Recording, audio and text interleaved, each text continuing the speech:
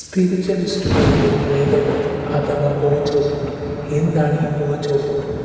ഓരോ രാവിലെ ഇരുളിലും മറഞ്ഞിരിക്കുന്ന ആർക്കൊക്കെയോ എന്തൊക്കെയോ നമ്മളോട് പറയാനില്ലേ? 1860-65 കാലഘട്ടത്തിൽ അമേരിക്കയിൽ നിർമ്മിച്ച ഒരു ചെറിയ ബോട്ട്. എന്നാൽ അത് എന്തെങ്കിലും യഥാസ്ഥിതികതയുണ്ടോ? ദ റിയൽ ലൈഫ് സ്റ്റോറിയുമായി നിങ്ങൾക്ക് മുന്നിലെത്തുന്നു ദ ഡെവിൾസ് കിച്ചൺ.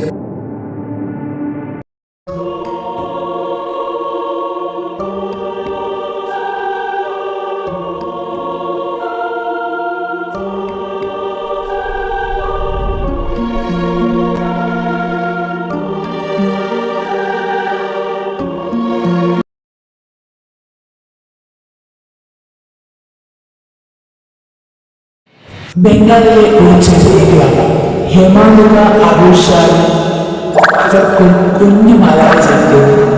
ആ മാലാഖയെ വളരെ ആഡംബരപരമായി സ്വീകരിക്കുന്നതിന് പകരം വളരെ മോശമായി നീരസത്തോടു കൂടിയാണ് ആ കുടുംബം സ്വീകരിച്ചത്.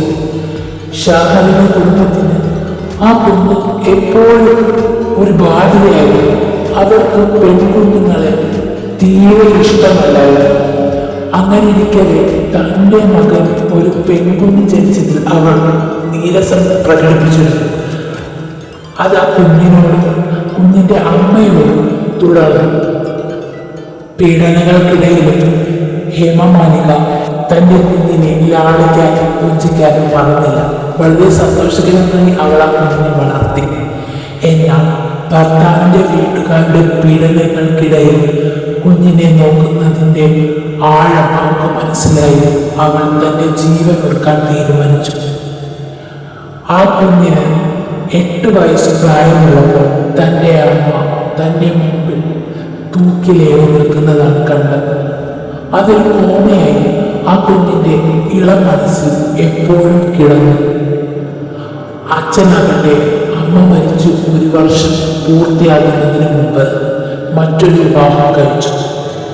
രണ്ടാനമ്മയുടെ വരവോടുകൂടി തികച്ചും ഒറ്റപ്പെട്ട അഭിനിച്ച വളരെ ഏകാന്തതയിൽ തൻ്റെ ഒരു മുറിയിൽ ഒറ്റയ്ക്ക് ഇരുമ്പ് തുടങ്ങി. അതായിരുന്നു അവളുടെ ലോകം. എന്നും അവൾ ആ മുറിക്കുള്ളിലായി.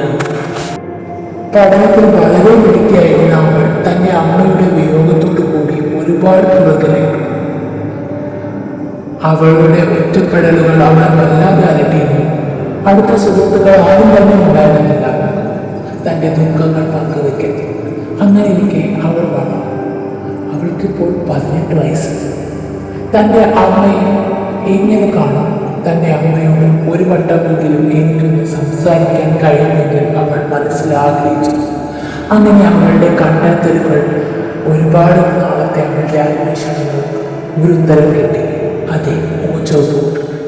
അവൾ ഓജോ ബോർഡിൻ്റെ സഹായത്തോടെ അവളുടെ അമ്മയെ സഹായിക്കാം എന്ന തരത്തിലോട്ട് മാറി.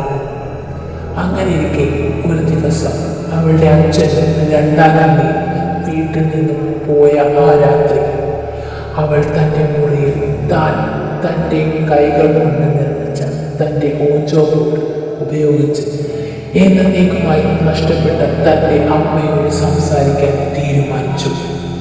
അതെ, അവൾ വിളിച്ചു, അമ്മേ, എന്നിലേക്ക് വരൂ, അമ്മയോട് എനിക്ക് സംസാരിക്കാം.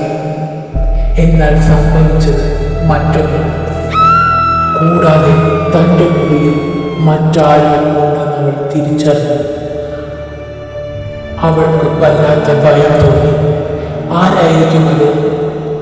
എന്തായിരിക്കും ഇങ്ങനെ സംഭവിച്ചത്? എൻ്റെ അമ്മയല്ലാതെ ആരാണ് വന്നിരിക്കുന്നത്? അവൾ വല്ലാതെ ഭയം.